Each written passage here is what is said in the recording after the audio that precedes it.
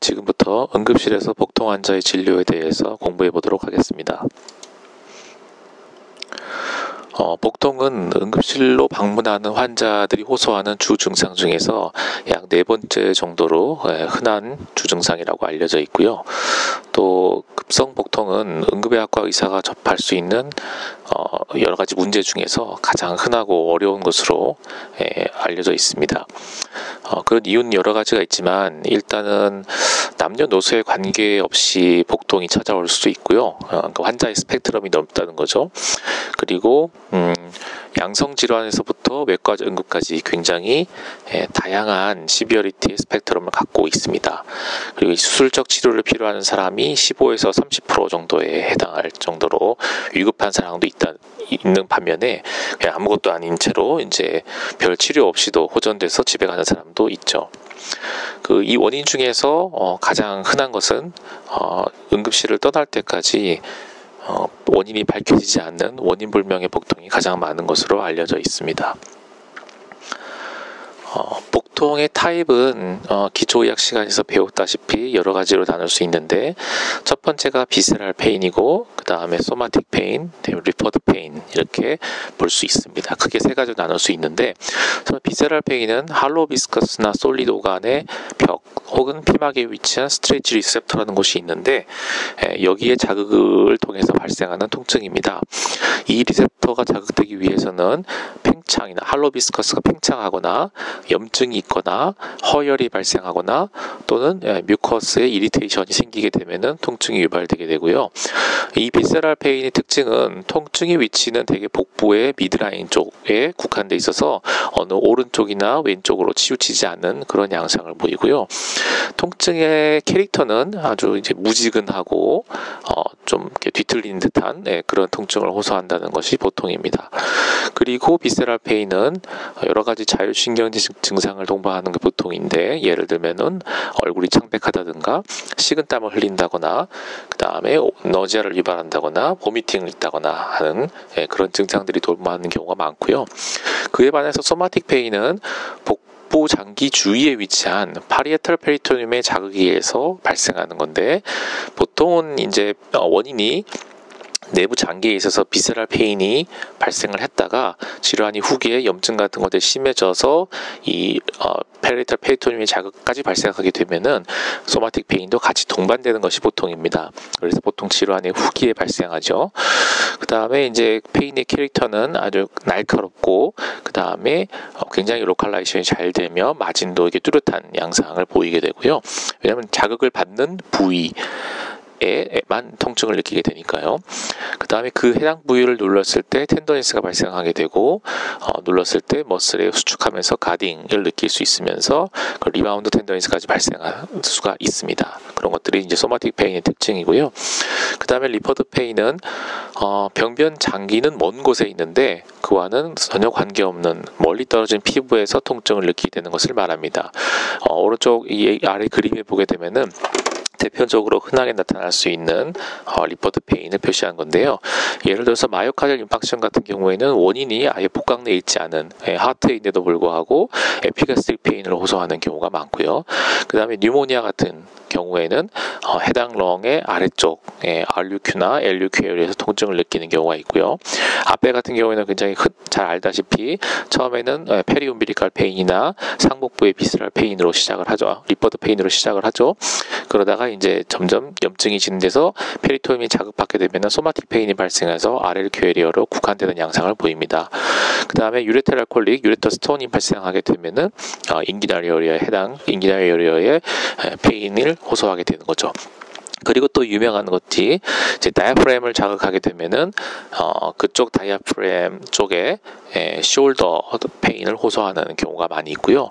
콜리시스타이티스가 있는 경우에는 오른쪽 그 견갑골 바로 하단에 등 쪽에 통증을 호소하는 경우들이 있고요. 판크라타이티스는 백페인.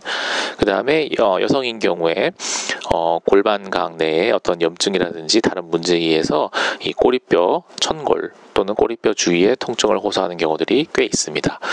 이런 흔하게 나타날 수 있는 특징적인 리퍼드 페인에 대해서는 알아두는 것이 좋겠습니다. 복통 환자가 왔을 때는 자세한 히스토리 테이킹이 타이밍이 필요합니다. 먼저 복통이 언제부터 시작됐는지 온셋, 그 다음에 통증은 얼마나 지속되며 어떤 양상의 변화라는 패턴이 있는지 이런 거에 대해서 물어봐야 되고요.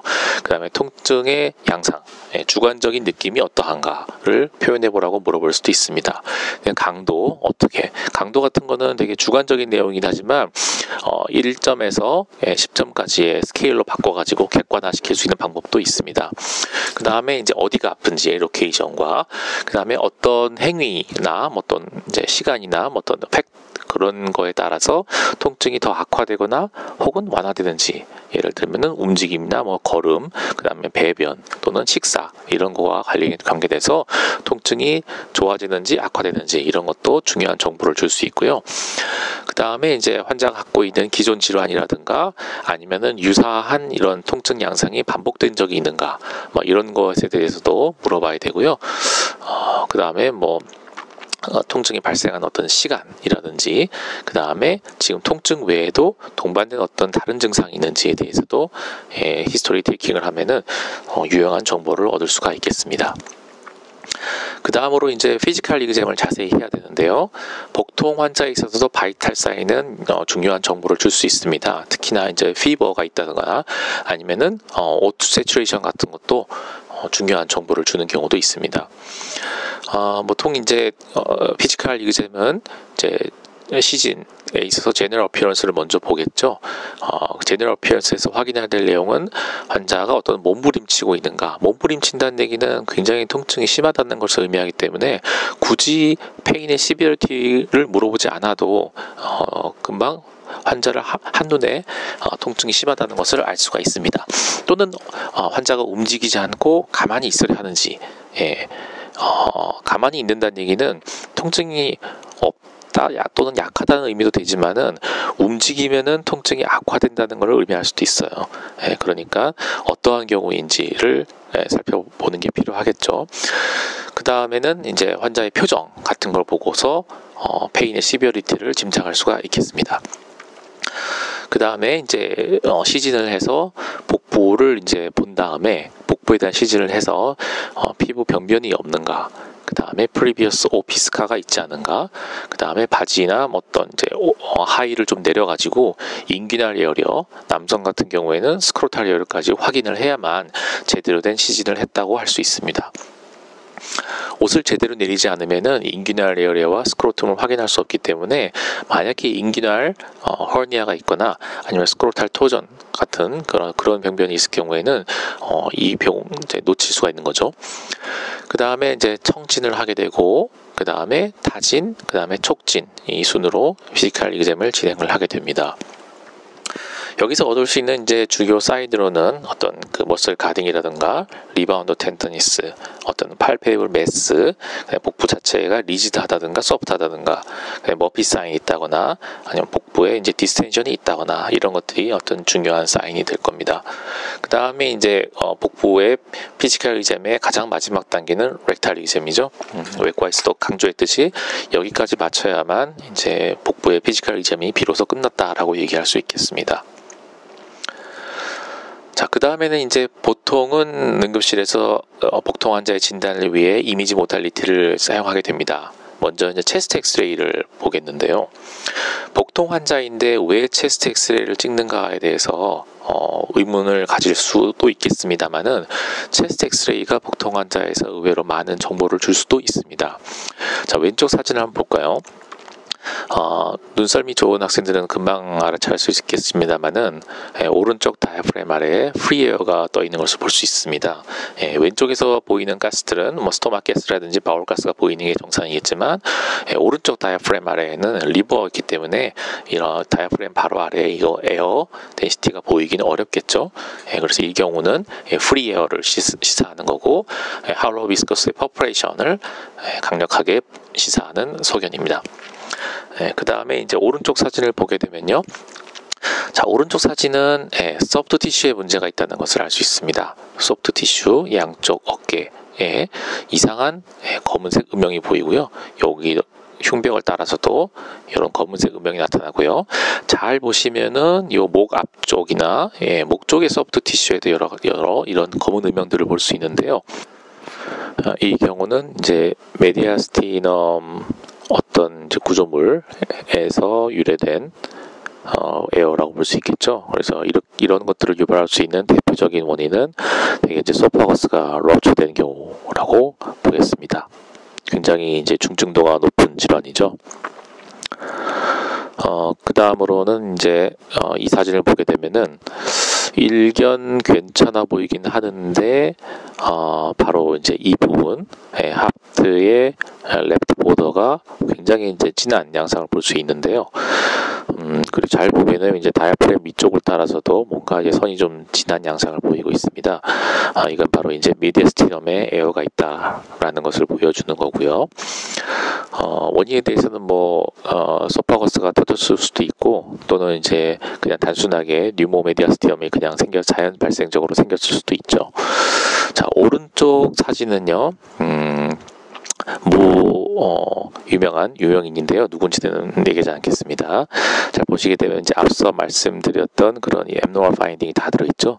라이트 다이아프램 아래쪽으로 프리 에어가 관찰되면서 하트 주변에도 이렇게 에어가 관찰이 되고요. 이런 것도 다 비정상적인 에어죠. 여기는 일레오스까지 있고요. 이 환자는 결국 사망했는데 아무튼 이제 이런 것들을 체스트에서 발견할 수가 있습니다. 자, 이 사진 같은 경우에는 여러분이 한눈에 알 수 있겠죠. 스텝 레더 패턴이 보이는 이제 스몰 바울 일레오스 사진이 되겠습니다. 잘 보게 되면 여기 보이는 이제 흰색 굉장히 덴시티가 높은 음영은 아마 이제 이전에 목강 내에 어떤 수술을 받은 흔적이겠죠. 아마 이제 이 일레오스의 원인은 이것과 관련이 있을 가능성이 있겠습니다. 자, 근데 오른쪽 사진은 이제 본을 잘 보게 되면은 소화라는 것을 알 수가 있는데 가스 패턴을 한번 보게 되면은 참 이거는 이제 심플 압도멘은 넘어왔네요. 심플 압도멘 넘어왔는데 심플 압도멘도 많이 촬영을 하지만 사실 심플 압도멘은 얻을 수 있는 정보가 많지는 않습니다. 그래서 외국의 문헌들을 보게 되면은 심플 압도멘을 꼭 찍어야 되는가 복통 환자에서 그런 회의론까지 나올 정도로 심플 압도멘의 가치는 사실 높지는 않습니다. 그런데 이제 그건 어디까지나 진료비가 비싼, 의료비가 비싼 나라에서 해당되는 거고요. 우리나라 같이 이제 의료비가 저렴한 나라에서는 이걸 안 찍을 이유는 전혀 없겠죠. 그러면 이제 심플 압도멘에서 뭘 봐야 되냐 하면은 대표적으로 볼 수 있는 것이 바로 이제 가스입니다. 그래서 이제 왼쪽 사진과 같이 스몰 바울 가스의 패턴을 보고 우리가 일레오스 있다는 거를 심플 압도멘을 통해서 쉽게 진단할 수가 있겠죠. 그리고 이제 두 번째 그림 다시 넘어와서 두 번째 그림을 보시게 되면은 어디가 이상한지 알 수 있겠어요? 보면은 바로 이 부분이 문제인데 다른 데에는 가스가 잘 보이는데 유독 라이트 어퍼 쿼드런트 쪽에는 이렇게 에어가 빈약한 것을 볼 수 있습니다. 왜 그럴까요?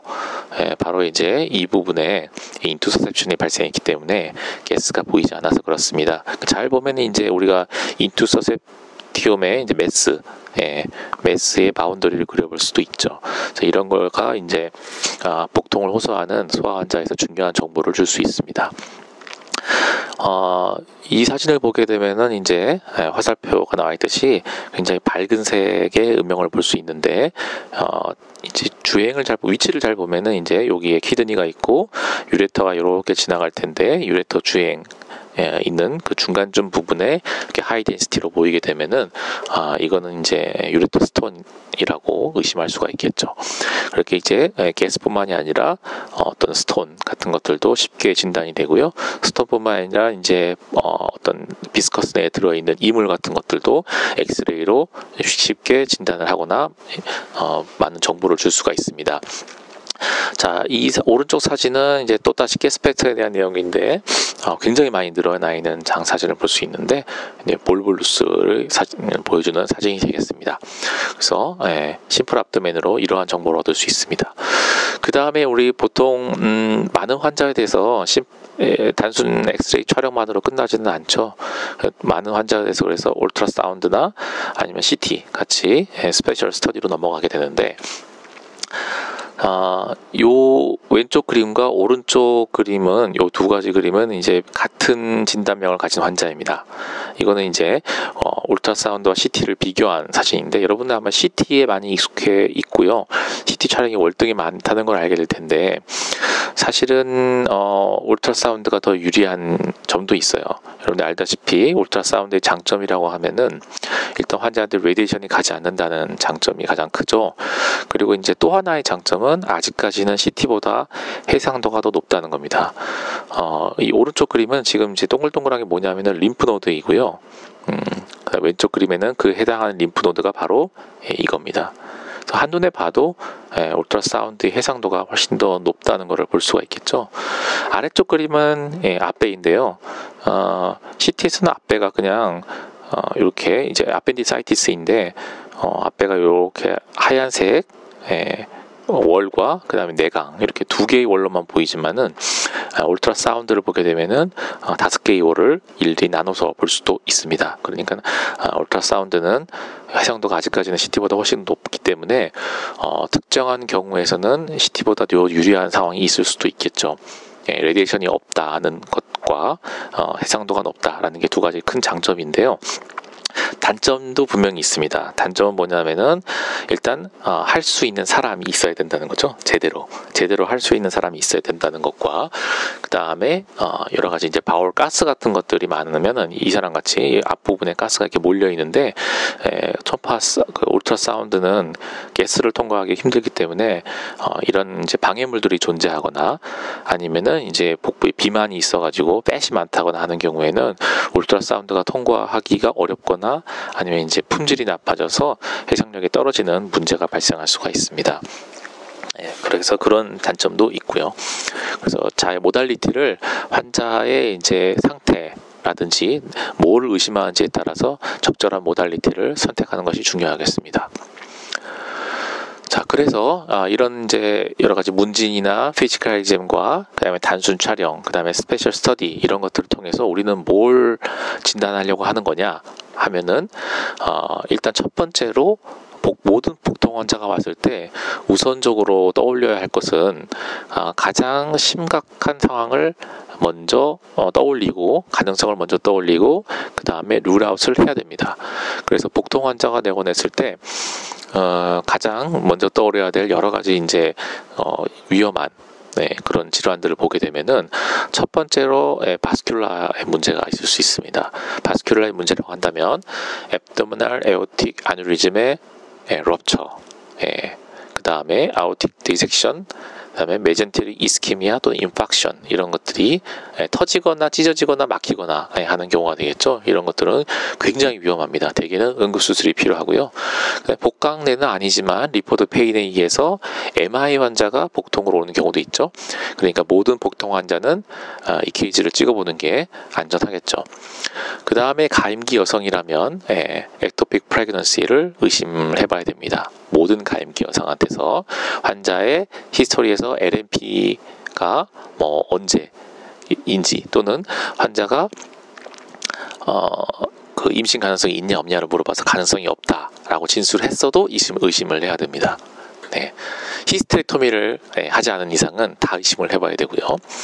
그 다음에 이제 비스커스 퍼포레이션 이런 걸 의심해야 되고요. 인테스티널 옵스트럭션과 헤모리직 판크라타이티스, 서파지얼 럽처 이런 것들을 먼저 떠올리고 가능성이 있냐 없냐 또는 높으냐 낮으냐 이런 것들을 먼저 고려를 해봐야 됩니다. 그 다음에 이제 응급실에서의 치료는 어떻게 흘러가느냐. 첫 번째로 해야 될 일은 페인 컨트롤입니다. 페인 컨트롤 방법은 여러 가지가 있지만은 대개는 오피오이드를 우선적으로 사용하게 됩니다. 그 다음에는 이제 페인 컨트롤 말고도 여러 가지 이제 증상을 완화시켜주기 위한 약제를 쓰게 되는데 뮤코사 이리테이션에 의한 통증이라고 의심되는 경우에는 단순히 이제 페인킬러만 주는 게 아니라 엔타시드를 준다든가 그 다음에 이제 바울 무브먼트에 의해서 발생한 어떤 통증이라고 생각이 되면은 안티스파스모딕스 그 다음에 구토가 너무 동반 증상이 심하다 하면은 안티에메틱스 이런 것들을 통해서 이제 진단이 이루어지는 동안에 환자의 증상을 완화시켜 줘야겠죠. 그 다음에 이제 어떤 구토, 설사, 출혈, 탈수 이런 것들이 있어서 볼륨이 모자라는 상황이면은 볼륨 리플레이스먼트를 해줘야 될 거고요. 그 다음에 이제 구토가 되게 심하다거나 이제 장마비, 장폐색 또는 뭐 수술을 앞두고 있다 이런 경우에는 게스트릭 앰팅을 시켜줘야 될 필요성이 있겠죠. L튜브를 꽂는다거나 해서요. 에메시스 심하면은 컨트롤 해줘야 되겠고, 그 다음에 염증 이런 것들 심하면은 안티바이오틱스를 빠른 시간 내에 써줘야 할 필요성이 있습니다. 자, 그 다음에 이제 진단이 다 붙어서 디스포지션을 결정해야 되는데, 아까 이제 우리 첫 슬라이드, 초반의 슬라이드 중에서 우리가 응급실이 떠날 때까지 진단이 안 되는 복통이 50% 정도는 된다고 했습니다. 그러니까 그 얘기는 이제 검사를 할 거 다 했는데 특별한 파인딩이 발견되지 않는다는 거겠죠. 그런 경우가 될 텐데, 다행스럽게도 진단은 못했지만 그런 경우에는 대부분은 저절로 호전됩니다. 그러니까 어떤 문제가 있어서 그런 게 아니라, 병이 있어서 그런 게 아니라 일시적인 그냥 증상인 거죠. 증상만 있다가 그냥 사라진 그런 경우가 되겠죠. 원인은 있습니다만은 그게 어떤 이제 일시적인 거고 검사에 의해서 잡아낼 수가 없는 그런 문제겠죠. 이런 경우에는 일단은 대개는 저절로 호전될 거기 때문에 검사에서 특별한 문제가 발견되지 않았으면 일단은 이제 이쪽으로 생각을 하고 옵저베이션 합니다. 대증적 치료를 하면서. 그럼 되게 호전돼서 집에 갈 수 있죠. 하지만 우리가 뭔가를 놓치고 있을 수도 있습니다. 그럴 가능성에 대해서 찾아봐야 되고요. 그런 경우는 되게 이제 복강 내의 원인이 아니라 어떤 복강 바깥쪽의 원인에 의해서 리퍼드 페인 또는 레디에이션 페인이 있을 수 있기 때문에 복강 외에 어떤 다른 원인이 있는지도 한번 다시 찾아봐야 됩니다. 예를 들면 렁 쪽에서 어떤 폐렴이 있다거나 아니면은 이제 하트 쪽에 MI가 있다거나 이런 것 가능성이 없는지를 좀 찾아봐야 되겠고요. 또는 되게 언커먼하거나 어떤 시스테믹 코스가 있을 가능성도 있습니다. 전혀 이제 복강내랑 관계 없는데, 예를 들어 뭐 우리나라에서는 좀 많이 만나보기 어렵지만은 시클셀 디지즈라든지, 그 다음에 DM에 있어서 DK가 발생하게 되면은 많이 나타나는 초기 증상이 복통이거든요. 그 다음에 포르피리아, 이것도 이제 외국 그 의학 드라마에서 종종 괴질로 나오는 포르피리아가 있고, 그 다음에 이제 herpes zoster, 피부 질환이죠. 이런 것들이 있습니다. 이럴 가능성이 혹시 없는지를 찾아봐야 될 거고요. 자, 환자를 이제 되게 호전되면 집에 보낼 수는 있는데 복통 환자 중에서 집에 보내면 안 되는 환자들이 있습니다. 검사에는 이상이 없을 수도 있는데 통증이 호전되지 않는다면 집에 보내면 안 됩니다. 이러한 경우에는 어떤 경우가 있을 수 있냐면은 뭔가 심각한 증상이 굉장히 초기인 경우에 어떤 이제 검사상에서 변화는 아직 나타나지 않았을 수도 있거든요. 그렇기 때문에 이런 환자는 이제 성급하게 집에 보내는 것보다는 좀 더 지켜볼 필요가 있겠죠. 그럼 대개는 이제 시간을 두고 지켜보면은 뭔가 변화가 있을 수 있습니다. 그 다음에 비슷한 얘기인데요. 다른 검사는 정상인데 압통이 계속 있다. 이런 경우에도 집에 보내기 좀 깨름직하겠죠. 역시 지켜보고 계속 지켜보고 변화를 보거나, 아니면 뭐 스페셜 스터디를 안 했으면은 스페셜 스터디를 하거나 다른 모달리티를 동원해야 될 필요성이 있고요. 그 다음에 이제 피지컬로는 외과적 질환 가능성이 굉장히 높아 보이는데 검사가 이를 받쳐주지 않는, 검사 결과가 받쳐주지 않는 경우가 있을 수 있어요.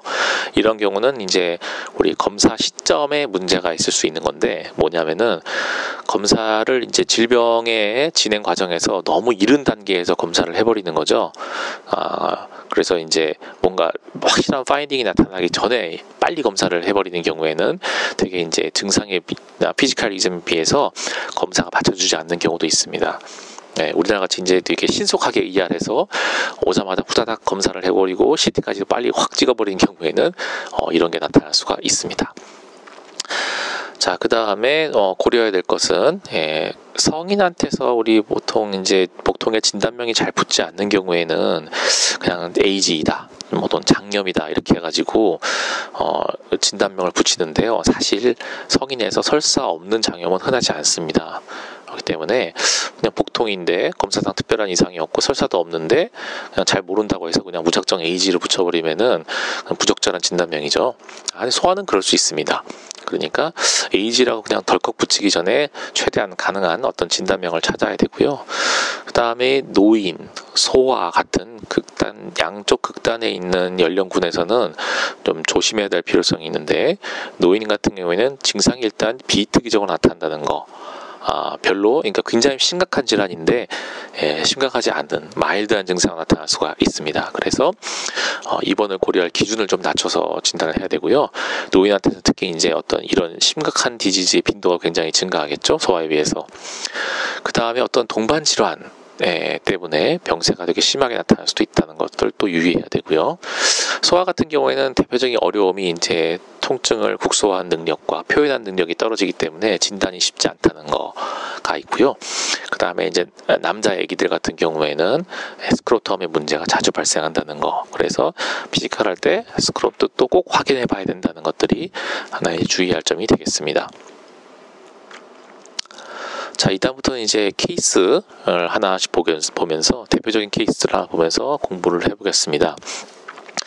첫 번째 환자는 이틀 전부터 우하복부에 지속적인 통증이 발생을 했고, 그 다음에 동반 증상으로는 식욕부진과 구토가 있습니다. 청진에서 바울 사운드는 정상이었고, 여성 환자인데 이제 바자이널 디스차지가 있고요. 그 다음에 레스코이투스는 2주 전, LMP는 1개월 전 이렇게 됩니다. 이것만으로 이제 좀 짐작하기 어렵지만 이제 특히 우하복부 동반되는 증상 뭐 이런 것들로 추정이 어느 정도는 가능하죠. 가장 이제 흔한 것들이 이제 아펜디사이티스가 될 텐데, 피지컬 exam을 추가해 보겠습니다. 눈을 봤는데 어떤 스킨 리전은 보이지 않고요. 플랫하고 미스하지도 않고 디센전 없고, 청진에서는 바울산 정상이라고 했죠. 그다음에 타진에서는 타지널 시에 통증이 유발되는데 어디에 통증이 유발되냐면 아래 궤려에 국한된 통증이 호소가 되어 있고 로어 압도멘도 있고요. 그 다음에 촉진 시에는 배는 소프트했고 아래 귀 역시 텐더니스가 있고 로어 압도멘에도 텐더니스가 있다. 가딩은 없다. 이렇게 나오고 있습니다. 자, 그러면은 여기서 이제 감별할 진단명은 가장 많이 이제 앞배를 떠올리겠지만 사실은 이제 여러 가지 진단명을 붙일 가능성이 있습니다. 내과적으로는 다이버티큘라이티스나 메젠테리 림파데노패시, 외과적으로는 앞배와 허니아, 아뉴리즘, 산부인과적으로는 이런 것들, 비뇨기과도 있고요. 복광외의 원인으로서 이런 것들도 이 환자와 유사한 증상을 만들어낼 수 있습니다. 자, 랩을 했습니다. 랩 파인딩에서 애매하죠. 뭐 정상이라고 보면 거의 정상 속에 나와 있고요. 프레그넌 테스트도 네거티브고, 그러면 이제 액토픽 프레그넌시 하나는 룰아웃 할 수 있겠네요. 그거 외에는 사실 주는 정보가 많지 않죠. 자, 이거는 뭐냐면은 이제 우리가 아무래도 앞배가 가장 흔하기 때문에 앞배의 가능성을 룰아웃 하기 위해서 만들어 놓은 어떤 스코링 시스템 중에 하나인데, 이러는 것들로 이제 여러 파인딩을 모아가지고 앞배의 가능성에 대해서 점치는 겁니다. 그래서 스코어 점수가 높으면 높을수록 아펜디사이티스의 가능성이 높다라고 해서 어떤 이제 확진 검사를 해봐라 라는 근거가 되는 거죠. 그래서 이 환자의 대입을 하게 되면은 점수가 4점이고요. 스코어상 높지는 않습니다. unlikely로 나오죠. 그래서 사실은 이제 그런 경우에는 스페셜 스터디까지는 넘어가지 않고 조금 더 관찰해 볼 수도 있겠습니다만은 보통 이제 성질 급한 사람이 이제 ER 닥터가 많기 때문에 대개는 이제 스페셜 스터디로 넘어가는 게 보통이죠. 그래서 이제 플랜을 잡을 때 정답은 없습니다.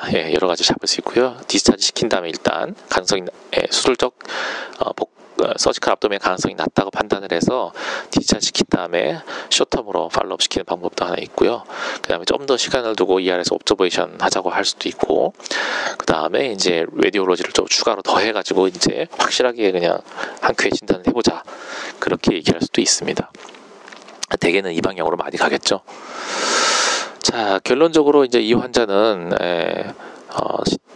두 가지 중 검사를 하나를 해서 메젠테리 림파덴테시스가 나왔던 환자입니다. 자, 그래서 이 사진 보여드렸죠. 림프노드가 이렇게 확장되어 있는 이런 소견들을 보이고, 요 초록색 화살표는 아펜딕스입니다. 아펜딕스는 부어 있지 않고요, 주변에 염증도 없고 막히지도 않고 늘어나지도 않은 정상적인 아펜딕스의 모습을 볼 수 있죠. 그래서 이 환자는 증상은 아펜디사이티스와 굉장히 비슷합니다만은 결과는 메젠테릭 림파노티스였습니다. 아까 감별해야 될 질환으로 이제 다이버티큘라이티스가 있다고 말씀을 드렸을 겁니다. 피지컬로는 도저히 구별할 수가 없습니다. CT나 이제 울트라사운드 같은 스페셜 스터디를 해야만 감별이 되고요. 그 다음에 이제 앞배 같은 경우가 보통은 RLQ 에리어에 있기 때문에 되게 페인도 이제 텐더니스도 RLQ 에리어 텐더니스가 있게 됩니다. 그런데 어떤 환자들 같은 경우에는 이 아펜딕스가 굉장히 이제 깊숙하게 들어와 버리는 사람들이 있을 수 있는데, 아펜딕스 길이나 위치는 천차만별이니까요. 이제 어떤 환자들이 이렇게 복강 내로 깊숙이 숨어 있게 되면은 염증이 이 깊은 데서 시작되기 때문에 증상도 되게 모호하고, 피지컬에서 해당 부위의 국소적인 텐더니스를 찾기가 쉽지가 않습니다. 리바운드 텐더니스는 당연히 복벽하고는 거리가 머니까 리바운드 텐더니스 같은 페리토니얼 이리테이션 사인도 상당히 늦게 나타나는 것이 보통입니다. 뚜렷하지 않거나요. 그렇기 때문에 이런 경우는 다른 질환으로 오인하기가 딱 쉽죠. 네. 그 다음에 이제 같은 아펜디사이티스라고 하더라도 전형적인 피지컬이 보이지 않는 경우도 있을 수 있습니다. 자, 이 사진은 이제 CT의 코로날 뷰인데요. 아펜딕스가 이렇게 부어 있고 주변으로 염증이 많이 퍼져 있어서 아펜디사이티스는 맞는데, 이 아펜디스가 지금 굉장히 위쪽으로 올라와 있습니다. 거의 뭐 RUQ의 쪽으로 올라와 있는 이런 경우가 있을 수가 있죠. 이런 경우는 이제 RLQ 페인이 텐더니스가 나타나지 않을 겁니다. 그 다음에 이제 이런 시쿰, 여기 C가 시쿰인데요. 시쿰의 베이스에서 이제 아펜딕스가 시작이 되는데, 앞쪽으로 이렇게 나오는 게 아니라 뒤쪽으로 이렇게 시쿰의 뒤쪽으로 숨어버리는 경우가 있습니다. 그걸 렉토시칼, 에트로시칼 아펜디사이티스라고 하는데, 이 경우는 이제 시쿰이 뒤로 숨어버리기 때문에 피지컬이 아무래도 이그제면에서 뚜렷하지가 않겠죠. 그리고 초음파로 봤을 때 앞에 이제 시쿰에 있는 에어 때문에 이 뒤편에 있는 아펜디사이티스를 제대로 관찰하기가 어렵게 됩니다. 이런 경우는 이제 CT로 진단할 수밖에 없게 됩니다. 그 다음에 여성 환자이기 때문에 아무래도 이제 자궁 부속기에 관련된 문제가 있을 수 있겠죠. 그 중에 하나인 이제 튜보 오바리안 압세스 에 대해서 나오는 대표적인 사진이 되겠습니다. 그리고 만약에 이제 오른쪽에 유레터 스톤이 발생하게 된다면은 플랭크 페인도 호소할 수 있지만은, 어떤 환자들은 이 도리 위치에 따라서 라이트 로어 쿼드런트 페인을 호소하는 사람들도 있을 수 있습니다. 그래서 감별 진단이 필요하겠죠. 그 다음에 이제 시즌 단계에서 우리가 찾아야 될 것 중에 하나인 이 조스터가 있습니다. 간혹 이제 이렇게 환자의 옷을 그 피지컬리즘 할 때 올리지 않고 그냥 얇은 옷인 경우에는 옷을 입은 상태에서 바로 그냥 이제 청진이라든지 촉진, 타진 이런 것들을 시행하는 경우가 있는데요. 사실은 이제 옷을 다 올려서 피부를 다 노출시켜서 확인을 해봐야 됩니다. 그 이유가 바로 이제 헐피스 조스터, 이런 피부 병변을 진단하기 위해서입니다. 그래서 이런 피부 병변 같은 경우에는 눈으로 보면은 진단이 쉽지만 보지 않으면 진단을 할 방법이 없겠죠. 그래서 1년에 뭐 한두 차례씩 우리 이제 경험이 적은 이제 전공의 선생님 또는 인턴 선생님이 피지컬을 이렇게 시진을 제대로 안 하고 나서 온갖 검사를 다 한 다음에 검사 결과에서 아무것도 나오지 않는데 환자의 통증은 잘 조절되지 않는다고 노티파이를 하는 경우가 있을 수 있습니다. 그런 경우에 귀질이게 되겠죠. 온이 나오지 않으니까요. 그런 경우에 이제 가서 피지컬 이셈을 다시 한다고 옷을 딱 들어올려 보면은 이런 것들이 한눈에 딱 관찰되는 경우가 있었습니다. 그러니까 시즌이 굉장히 중요하죠. 자, 두 번째 케이스를 보겠습니다. 두 번째는 피메일 40세 환자이고요. RUQ 페인이 밤 10시경부터 시작되었고, 통증의 양상은 아마 지속적인 모양입니다. 동반 증상은 이런 것들이 있고요. 히스토리를 하다 보니 과거에 유사한 복통으로 몇 차례 다른 병원 응급실에 방문한 적이 있다고 합니다. 재미있는 히스토리인데요. 실제로 있었던 히스토리인데, 케이스인데요. 신체 검사를 해보니 환자는 겉보기에 되게 아파 보였습니다. 통증이 시비어리티를 물어보지 않아도 또는 환자가 꽤 심하게 아파한다라고 하면은 적어도 10점 만점 중에서 7점 이상이라고 볼 수 있겠죠. 페인 컨트롤이 필요한 상황이 되겠습니다. 황달 같은 건 보이지 않았고 피버가 좀 있네요. 맥박도 빠르고요. 그 다음에 아래 육규에 텐더니스가 있고 머피 사인이 있다. 대충 짐작이 가죠. 이제 간별 진단명은 이런 것들이 떠올릴 수 있겠고요. 그래서 이제 스터디에 들어가게 됩니다. 랩을 하게 되겠고, 라디올로지 이 중에 이제 하나 또는 뭐 2개 이상 이렇게 이런 걸 선택해서 검사를 하겠죠. 자, 이 환자는 이제 전형적인 콜레시스타이티스 환자였습니다. GB 스톤이 있고요. 그 다음에 GB 월 티크닝이 있고, CT를 찍으면은 이런 식으로 월의 이넨스가 되고요. 안에 뭐 차 있고, 그 다음에 이제 스톤도 있고, 이런 것들을 관찰할 수가 있겠습니다. 되게 이제 콜레시스타이티스는 되게 이제 ER에서 내과적 치료를 하고, 입원을 해서 나중에 일렉티브하게 콜레시스텍토미를 하는 단계로 들어가는 게 보통인데요.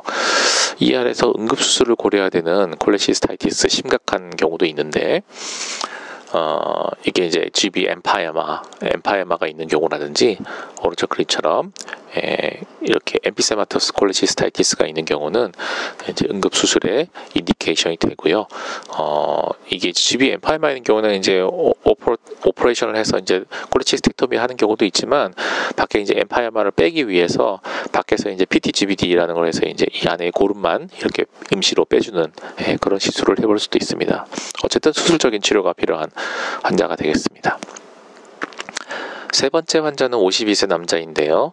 이틀 동안 지속적으로 에피가스트릭 페인이 백으로 라디에이션 하는 양상.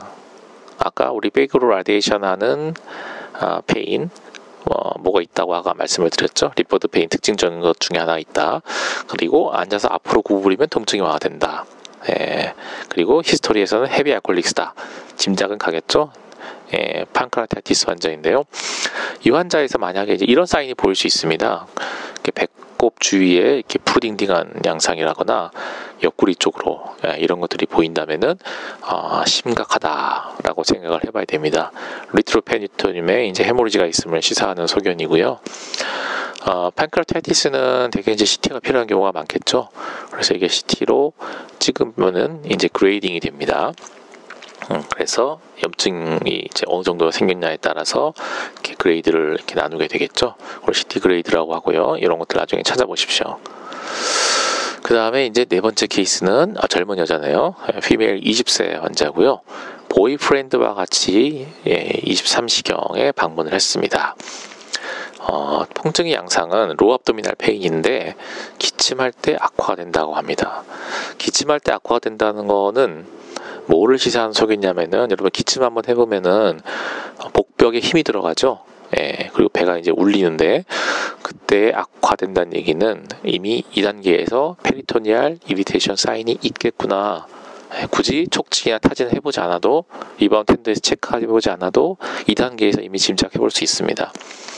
레지듀얼 유리 센서가 있고, 과거력에 보면은 특별한 뭐 병력은 없었고요. 23시에 왔는데 코이투스는 오전에 했네요. 얼마 안 됐고, LMP는 한 달 전이고, 이런 것들이 있다고 합니다. 뭘 의심할 수 있을까요? 자, 좀 더 보겠습니다. 피지컬 exam에서 환자가 꽤 아파 보입니다. 얼굴이 다소 창백해 보입니다. 통증 때문에 그럴 수도 있지만 창백해 보인다면은 우리는 하이포볼레미아를 의심해 봐야겠죠.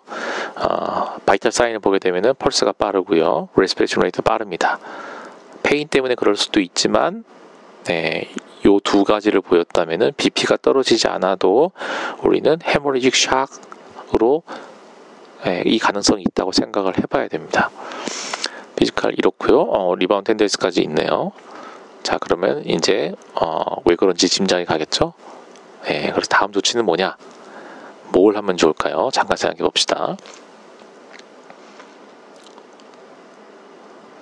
자, 이 환자는 실제 이제 환자였는데, 우리 전공의 담당 전공의 선생님이 제 생각과는 좀 다른 방향으로 전개를 했습니다. 랩을 하기로 통상적인 다른 환자들과 같은 방법으로 이제 랩을 내고 그 결과가 나오기를 기다리고 있었던 거죠. 그래서 랩을 했는데 CBC는 이제 빨리 나오니까 CBC는 헤모글로빈 10.6 여성 환자들 조금 낮은 편이긴 하지만 크게 문제가 있다 보긴 좀 힘들죠. 그 다음에 이 환자 이제 RUA를 해야 되니까 이 환자 일어나서 화장실을 다녀오다가 쓰러집니다. 왜 쓰러졌을까요? 바로 헤모페리토늄 때문입니다. 그래서 이제 그 볼륨이 빠져나 있는 상황인데 볼륨이 부족한 상황인데 일어나면은 부족한 볼륨이 하지로 쏠리니까 머리로 가는 혈류가 줄어들어서 실신하는 거죠.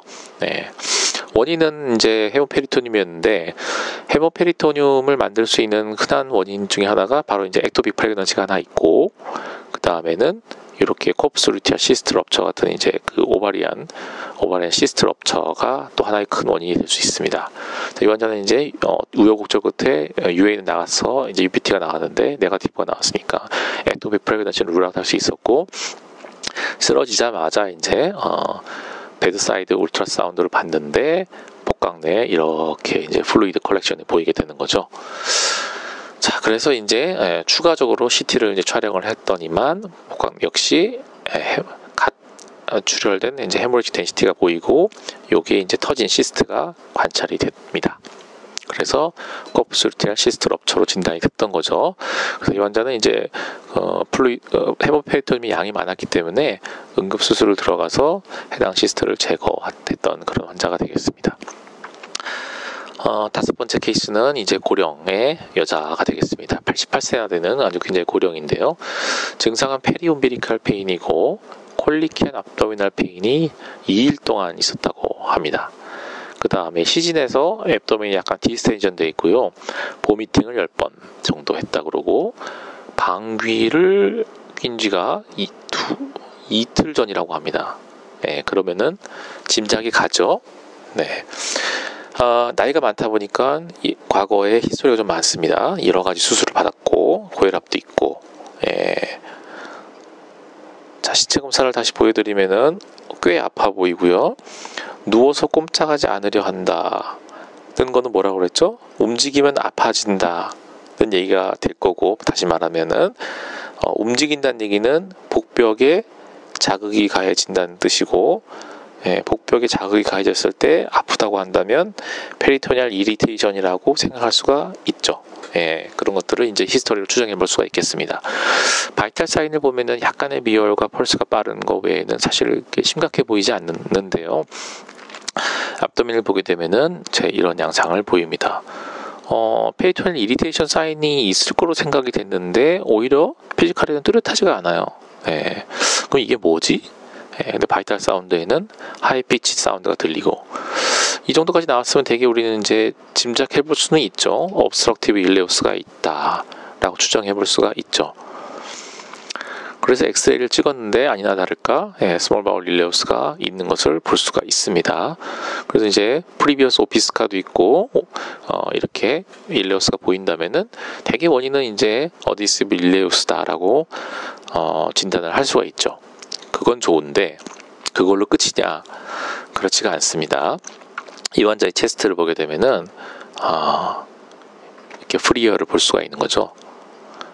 따라서 이 환자는 obstructive ileus가 아니라 사실은 그러니까 어디시브 일레우스가 아니고 사실은 이제 바울의 어떤 다른 원인에 의해서 바울이 터져서 빰페리가 생겼는데 그게 이제 2차적으로 일레우스가 나타난 거고요. 그래서 이렇게 체스트 엑스레이에 프리에어가 관찰이 되었던 그런 사람이 되겠습니다. 그래서 요 단계까지 보고 그냥 히스토리와 이 단계까지 보고 페리토니얼 이리테이션 사인도 없으니까 그냥 어디시브 일레우스다라고 끝내버리면은 이렇게 이제 팜페리토나이티스를 놓치게 되는 거죠. 그래서 이 환자는 이제 노인이다 보니까 피지컬이 뚜렷하게 이제 페리토니얼 이리테이션이 보이지 않았던 그런 케이스가 되겠습니다. 조심해야 될 케이스가 되겠고요. 그 다음에 여섯 번째 케이스는 역시 고령의 남자인데 sudden onset의 central abdominal pain이 백으로 라디에이팅 한다 라는 히스토리로 왔습니다. 복통의 온셋을 물어볼 때 굉장히 그레이주얼하게 시작이 된 건가, 아니면은 굉장히 서든하게 시작되는 건가 라를 물어보는 것도 어떨 때는 정보를 주는 경우가 있는데요. 어느 쪽이 더 좋지 않냐 하면은 서든 쪽이 더 안 좋습니다. 왜 그러냐면은 서든하게 발생했다는 얘기는 되게 바스큘라, 막혔거나 찢어졌거나 터졌거나 하는 경우는 그레이주얼하게 발생하는 게 아니라 항상 갑자기 발생하기 때문에 그렇거든요. 그래서 복통이 서든하게 발생했다 그러면은 대개는 좋지 않을 가능성이 높다라고 인식하면 되겠습니다. 과거력에는 하이퍼텐션과 뭐 이런 것들이 있고요. 자, 이그잼을 해보면은 환자가 안절부절합니다. 왜 그러느냐? 혈압이 떨어져서 그렇죠.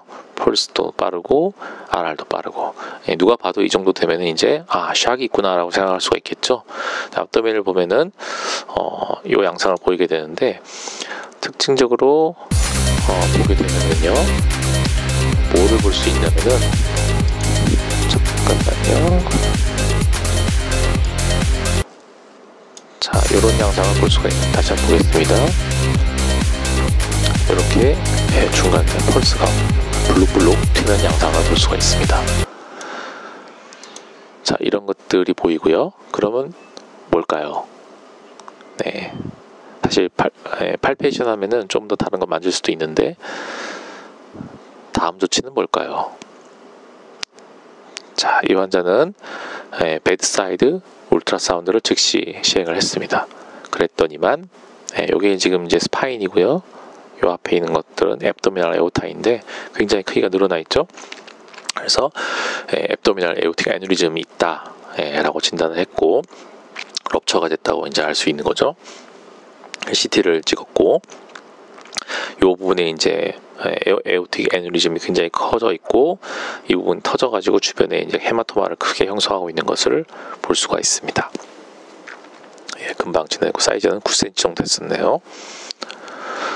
그 다음에 이제 7번 케이스가 되겠는데, 역시 고령의 남자입니다. 센트럴 압도미널 페인이고 온셋이 서든, 좋지 않죠. 시비어리티는 시비어하다. 뭐 통증이 시비어하다고 다 무조건 안 좋은 원인에 있는 건 아니지만은, 대개는 이제 마일드한 것보다는 시비어한 게 좋지 않은 경우가 많죠. 그 다음에 MI가 있네요. 혈관 질환이 있었으면은 심장 혈관만 나빠지는 건 아니잖아요. 우리 몸의 모든 부위의 혈관이 다 같이 안 좋아지는 겁니다. 따라서 MI가 있었던 사람은 스트로크 위험성도 높고, 다른 곳의 혈관도 막혔을 가능성이 되게 높죠. 피지컬 이점에서 보면은 펄스가 빠릅니다. RR도 빠르고요. 좋지 않다고 생각하겠죠. 근데 피지컬 이점은 역시 노인이라 그런가 뭔가 뚜렷하지가 않습니다. 자, 뜬금없이 EKG가 나왔는데, 여러분 EKG가 뭐를 시사하는지 알 수 있나요? 한번 볼까요? 자, 이 심전도는 뭡니까? 찍으세요. 모르겠다 하지 말고. 네, 에이트리얼 피브릴레이션이죠. 자, 이 에이트리얼 피브릴레이션이 이 환자한테서 뭘 시사하는지 보겠습니다. ABG에서 보면은 정상이 아니죠. 네. 자, 그러면 여러분의 의심 진단은 뭘까요? 이 환자는 수년 전에 이제 실제 있었던 환자인데, 환자의 증상이 대증적 치료를 하고 증상이 좋아져서 집으로 일단 귀가했던 환자입니다. 자, 그러다가 어떻게 됐냐면은 다시 악화돼서 재방문했던 환자인데, 이 환자는 이제 결론적으로 메젠테릭 이스케미아 환자였습니다. 메젠테릭 이스케미아는 서지컬 이머전시죠. 장이 이제 메젠테릭 이스케미아에서 임팍션이 발생한 경우로서 장이 썩기 때문에 그대로 놔두면은 썩는 부위도 많아져서 GI sepsis에 발생하게 되고 사망률이 굉장히 올라가기 때문에요. 웜 이스케미 타임이 2-3시간밖에 안 됩니다. 그래서 빨리 진단을 해야 되고, 진단을 했으면은 빠르게 개복을 해서 문제 있는 장을 확인하고 잘라내야 sepsis에 빠지지 않죠. 네, 그래서 근데 증상이 되게 모호하기 때문에 클리니션이 굉장히 이제 의심을 많이 해봐야만 진단을 빨리 할 수 있다는 문제가 있습니다. 페인은 심한 반면에 피지컬 이제미네에서 텐더니스가 그렇게 안 맞춰준다 라는 특징을 가지고 있습니다.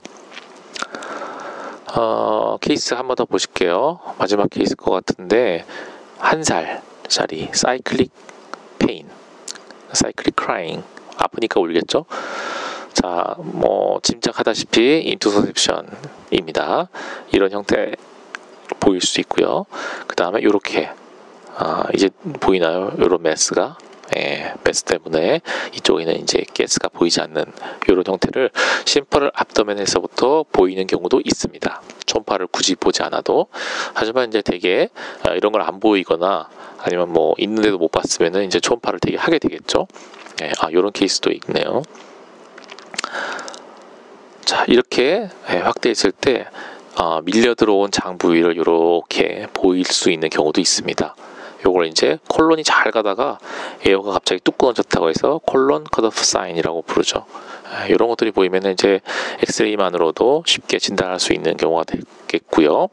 그 다음에 진단과 치료 목적으로 이제 초음파를 보게 되는데, 특징적으로 이렇게 장 안에 다른 장이 이렇게 들어와 있는 것들을 관찰하면은 인투서셉션을 쉽게 진단할 수가 있겠습니다. 자, 이로써 대표적인 케이스들 여러 개를 봤고요. 이제 정리를 하겠습니다. 응급실에서 복통 환자를 만나게 되면은 일단 생명을 위협할 수 있는 질환을 먼저 떠올리고 룰아웃을 해야 됩니다. 그 다음에 이제 응급수술이 필요한 복증인지를 의심하고 의심되면은 검사를 빨리 시행해야 되는데, 그 중에 이제 굉장히 빨리 시행할 수 있는 모달리티는 베드사이드 울트라사운드입니다. 그 다음에 모든 가입 여성에서 가능하면은 베타 HCG 검사를 거의 무조건 시행을 해야 됩니다. 환자가 밝히는 어떤 menstruation이나 아니면 임신 가능성, 이런 진술, 이런 진술에 관계없이, 물론 진술도 히스토리 해야겠지만은 그것과 관계없이 베타 HCG 검사는 꼭 해야 됩니다. 그 다음에 CT를 남발하지 않고 불필요한 방사선 조사를 피하려고 일단 노력을 해야 될 필요성이 있습니다. 왜 그러냐면은 압도멘 CT 한번 촬영하게 되면은 1년치 방사선 양을 그대로 거의 다 받는 거기 때문에요. 추후에 암의 발생률이 이제 유의하게 올라가는 걸로 되어 있기 때문에요.